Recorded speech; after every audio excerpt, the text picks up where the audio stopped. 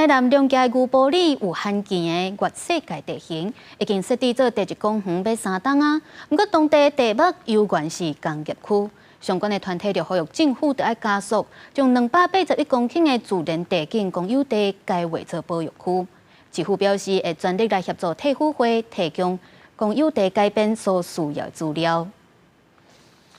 画面当中会当看到一只保育类动物张水麻，斟酌甲看喙，抑阁加一只龟。大自然的珍贵画面就出现伫两家牛埔地质公园内底。当地除了地形特殊，自然生态也真丰富，甚至抑阁有拉力、草线麻、水鹿等等的野生动物。整个区域里面，石蟹獴啊、穿山甲那些东西，野生动物保育类的非常的多。然后石蟹獴在我们认为说，很干的地方，或者是草丛区，或者河流边，不管干的湿的，在这个周边环境都跑来跑去，非常的多。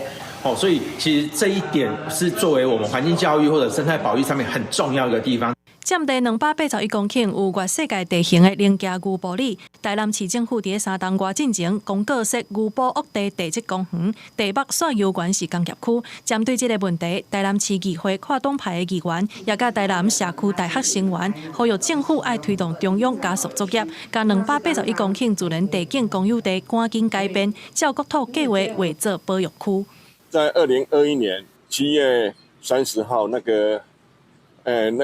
黄伟哲市长就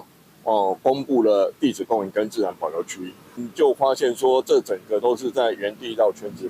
都没有进展。黄伟哲市长是不是应该出面来协调？